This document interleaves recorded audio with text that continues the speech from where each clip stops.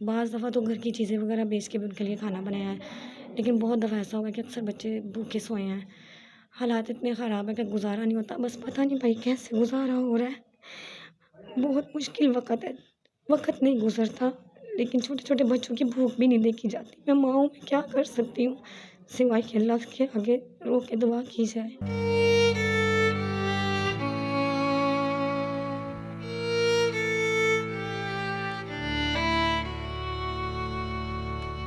शादी के बारे में भाई सोचा ही नहीं है। छोटे-छोटे बच्चे हैं, कौन कौन सँभालेगा इनको? यहाँ तक कि सगे जो रिश्तेदार हैं उन्होंने घर से निकाल दिया, जिनकी नस्ल है तो कौन सँभालता है? माँ के अलावा बच्चों को कोई नहीं सँभालता।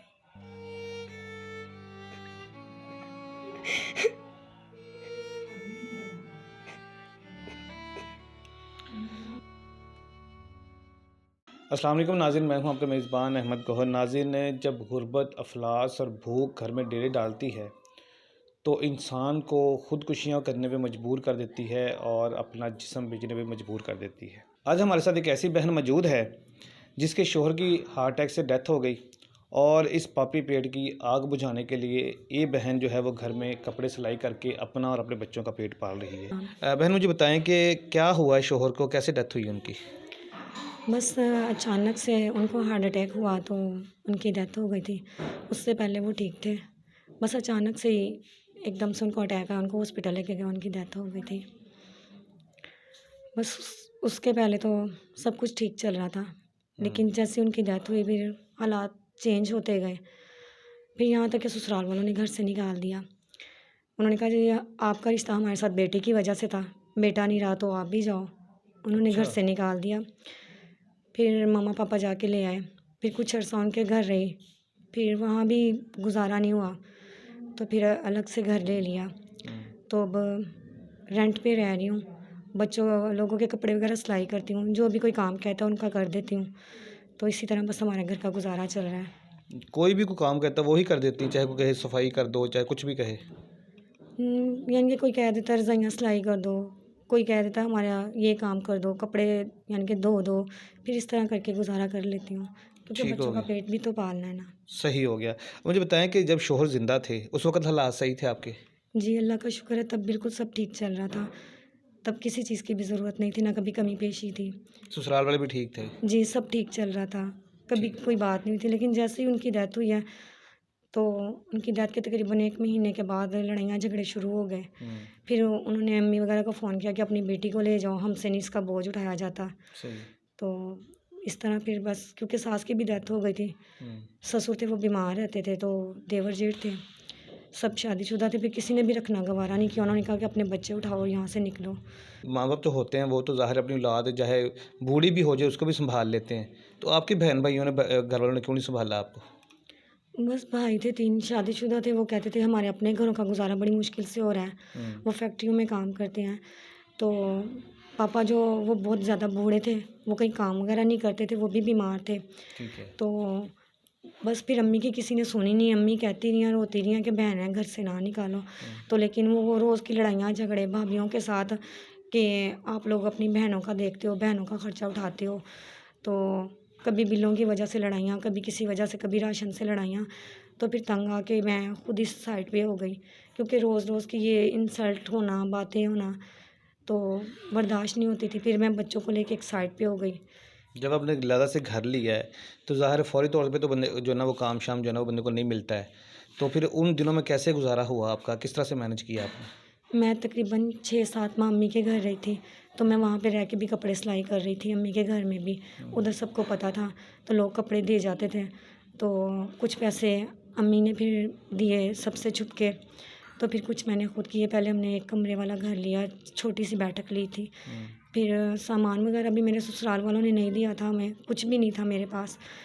तो मैं बच्चों को लेके फिर वहाँ पे शिफ्ट हो गई। फिर अम्मी ने घर का राशन वगैरह डलवा दिया। तो बस फिर गुज़ारा होता रहा, फिर आहिस्ता-आहिस्ता करती रही। फिर जैसे-जैसे लोगों को पता चलता रहा, वो कपड़े देते रहे।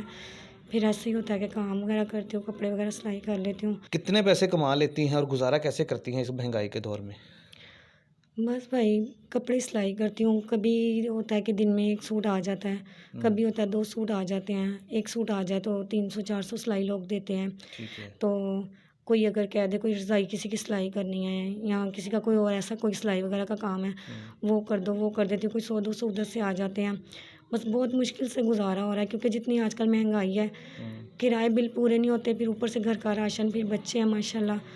तो बस कुछ ना पूछे, बस अल्लाह की तरफ से ही हो रहा है, जो भी हो रहा है कुछ आजकल तो जो ना वो मतलब ज़ाहिर है हर चीज़ के रेट बढ़े हुए हैं, तो सिलाई के रेट भी बढ़े हैं। लोग तो 1500 2,000 रुपये लेते हैं, आपको 400-500 क्यों देते हैं लोग?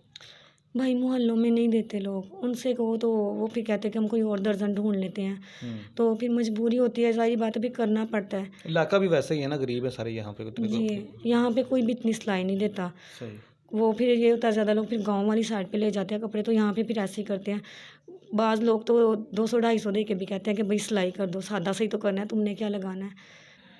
बहन मुझे बताएं कि इस महंगाई के दौर में जैसे आप बता रही हैं कि 100-200 रुपये कमाती हैं, 400-500 कभी-कभी आता है, तो कभी भूखे भी सोना पड़ता है? जी भाई, बहुत दफ़ा ऐसा हुआ है कि खुद भी भूखी सोई हूँ, बच्चों को भी सुलाया है।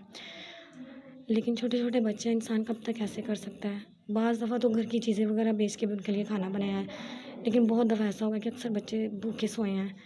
हालात इतने ख़राब हैं कि गुज़ारा नहीं होता। बस पता नहीं भाई कैसे गुज़ारा हो रहा है। बहुत मुश्किल वक़्त है। वक़्त नहीं गुज़रता, लेकिन छोटे-छोटे बच्चों की भूख भी नहीं देखी जाती। मैं माँ हूँ, मैं क्या कर सकती हूँ? सिवाय कि अल्लाह के आगे रो के दुआ की जाए। बस गुज़र रहा है वक़्त, जैसे भी गुज़र रहा है, कुछ समझ नहीं आती क्या हो रहा है।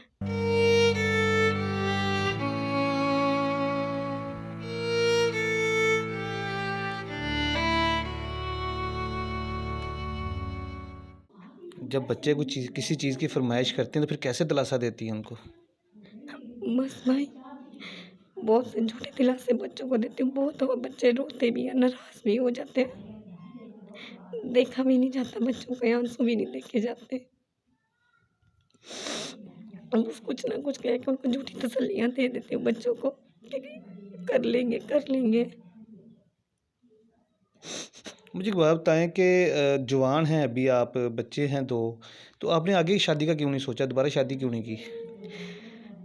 शादी के बारे में भाई सोचा ही नहीं है। छोटे-छोटे बच्चे हैं, कौन कौन सँभालेगा इनको? यहाँ तक कि सगे जो रिश्तेदार हैं उन्होंने घर से निकाल दिया। जिनकी नस्ल है तो कौन सँभालता है? माँ के अलावा बच्चों को कोई नहीं सँभालता।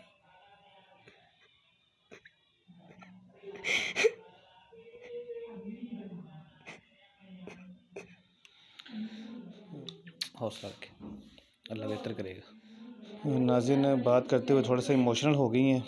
आप समझ सकते हैं कि एक इंसान जो जिसको ज़ाहिर है कि हर जगह से निकाल दिया गया हो और अकेली बेचारी वो बच्चों को पाल रही है, घर के काम करती है।